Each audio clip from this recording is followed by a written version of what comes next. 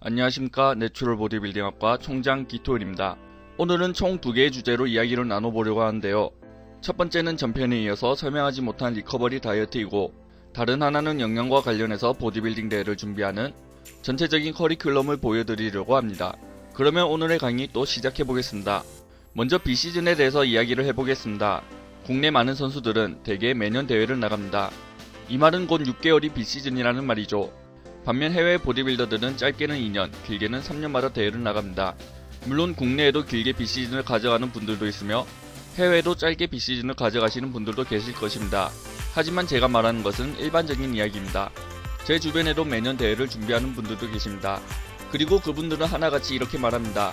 매년 대회를 준비하면 매년 좋아져. 매년 대회를 준비하면 작년보다 더 좋아질 거야. 사실 이는 당연한 말입니다. 왜냐하면 운동 구력이 1년 늘었기 때문입니다. 1년 전의 몸과 현재 몸은 사실 차이가 날 수밖에 없습니다.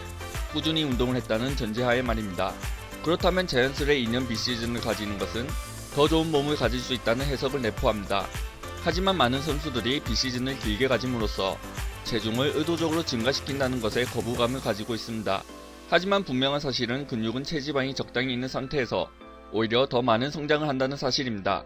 그렇기에 저는 여러분들에게 이전 대회 때보다 더 좋은 몸으로 대회를 나가고 싶으시다면 2에서 3년의 비시즌을 가지는 것을 추천합니다. 시합이 끝난 후에 여러분들의 몸은 최소 1년 이상 쉬게 해주는 것은 생리학적으로 그리고 심리적으로 근육을 쉬게 만드는 것이며 더 많은 성장을 할 수 있도록 좋은 환경을 만드는 것입니다. 또한 여러분들은 비시즌 기간에 꾸준히 칼로리 섭취를 늘려서 섭취하는 칼로리가 증가된다면 다음 시즌엔 더 포만감 있게 대회를 준비할 수 있는 기회로 만드는 것입니다. 하지만 무엇보다 여러분들은 살이 찌는 것에 대한 두려움을 먼저 없애야 합니다. 물론 몇 달간의 다이어트를 통해 몸을 만든 후 체지방을 의도적으로 증가시킨다는 것은 심적으로 어렵다는 것을 이해합니다. 하지만 여러분들은 다이어트를 준비하며 다음의 상황을 겪었을 것입니다. 첫 번째, 퍼포먼스 저하. 두 번째, 근손실. 세 번째, 스트렝스 저하. 네 번째, 수면장애. 다섯 번째, 섭취장애. 여섯 번째, 아침 텐트 장애 등. 이러한 상황들을 극복하고 더 나아가 발전시키기 위해서는 무조건적으로 체중의 증가가 필요합니다. 반대로 생각해보면 여러분들이 1번에서 6번을 갖고 있는 상황에서 근육을 만들 수 있다고 생각하시나요? 그렇기에 저는 대회 직후에는 리커버리 다이어트를 진행해서 몸의 상태를 빠르게 회복시킨 다음 비시즌을 준비하는 것을 적극 권장합니다. 그러면 리커버리 다이어트를 끝내고 비시즌을 준비할 때 탄수화물 350g, 단백질 200g, 지방 100g, 총 3100칼로리와 탄수화물 400g, 단백질 175g, 지방 90g, 총 3200칼로리를 먹는 것이 차이가 있냐고 물어볼 수도 있을 것입니다. 제 생각에는 비시즌의 5에서 10g의 차이는 괜찮다고 말씀드리고 싶습니다. 리커버리 다이어트에서 비시즌 식단으로 넘어갈 때는 매크로를 측정하기보다는 단백질과 칼로리를 측정하는 것을 추천합니다. 이게 무슨 뚱딴지 같은 소리야 라고 생각할 수도 있을 것입니다. 대회를 끝마친 선수들은 대부분 식욕을 잘 참지 못합니다. 그렇기에 리커버리 다이어트 기간인 4에서 8주가 지나도 매크로를 정확하게 지키며 먹기란 사실상 어려우며 이 기간 동안에는 탄단지 매크로를 다 지키지는 못하더라도 단백질량과 칼로리만큼은 지켜가며 식단을 구성하라는 말입니다. 리커버리 다이어트나 비시즌의 최소한의 단백질량이나 칼로리를 측정하지 않는다면 분명 과식, 폭식을 할 것이고 체중과 더불어 지방도 빠른 속도로 증가하게 될 것입니다. 그렇기에 힘들더라도 최소한의 단백질량과 총 칼로리 계산을 하는 것을 추천합니다. 그리고 이것은 후에 지방과 탄수화물을 측정하는 것을 쉽게 만들어줄 것입니다. 비시즌에서는 탄단지 매크로도 중요하지만 더 중요한 것은 체중 증가의 폭입니다. 어느 정도 몸 상태와 체중 증가 폭이 안정화된다면 본인의 체중 증가 폭을 주의 체중의 0.5%에서 1%로 증가시키는 것을 추천합니다. 여러분들이 4주에서 8주간의 리커버리 다이어트 시에 빠르게 체중이 올랐다면 그만큼 비시즌에는 더 천천히 체중을 증가시켜야 한다는 말입니다. 그러면 지금까지 설명한 리커버리 다이어트에서 비시즌으로 넘어가는 과정을 한번 요약해보겠습니다. 리커버리 다이어트의 목표는 지방을 얻는 것이 아니라 우리에게 필요한 어느 정도의 체지방을 얻는 것입니다. 그리고 이 체지방은 4주에서 8주간의 대회 체중의 5에서 10% 증가가 가장 이상적입니다.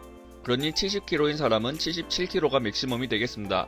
대회 직후 가족과의 3일 정도의 매크로를 측정하지 않고 드시는 것도 괜찮고 그 이후에는 단백질과 칼로리를 계산하면서 4에서 8주간 진행합니다.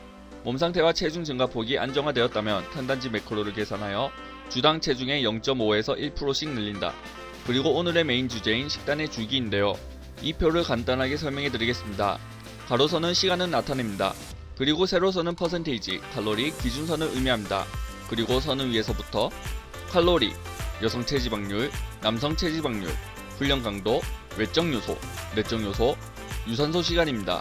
이 표를 보시면 일단 대회를 제대로 준비한다는 것은 엄청난 장기 플랜이라고 볼 수 있습니다. 대회 준비 6달, 리커버리 다이어트 3달, 비시즌 5달, 미니컷 2달, 비시즌 5달, 미니컷 1달, 대회 준비 2달. 이것은 1년 6개월 비시즌을 말하지만 실제로 리커버리 다이어트, 미니컷, 대회 준비 기간을 뺀다면 실제로 여러분들이 근성장을 할 수 있는 기간은 10개월 남짓입니다. 만약 여러분들이 비시즌을 더 길게 가지신다면 기간을 더 길게 가져야 할 것입니다. 그리고 만약 여러분들이 고급자라면 말 안해도 아시다시피 비시즌을 길게 가져서 더 많은 근육을 만들어야 할 것입니다. 그리고 이 표에서는 3달간 리커버리 다이어트가 나왔지만 개개인마다 회복 속도가 다르기에 달리 표시된 점을 알아두시면 될 것입니다. 그리고 대회 준비 전 미니컷은 한 달 정도 진행하는데요. 이때는 유지 칼로리를 섭취해주면서 대회를 위해 섭취하는 매크로에 적응하는 기간이라고 보시면 됩니다.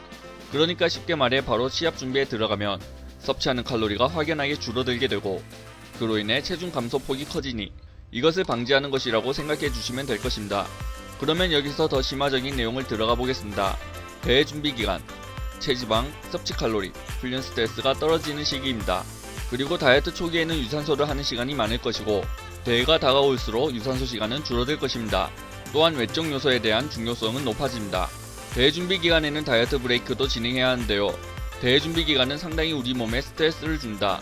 그로 인해 체중이 잘 안 빠질 수도 있으며 수면장애, 근손실, 퍼포먼스 저하 등이 일어나게 됩니다. 이를 줄이고자 시작하는 것이 다이어트 브레이크이며 4에서 8주간의 다이어트를 진행하고 나면 1주에서 2주간 유지 칼로리를 섭취하면서 몸의 기능을 올리는 것을 의미합니다. 그리고 대회 준비 기간에는 리피드도 포함시켜야 하는데요.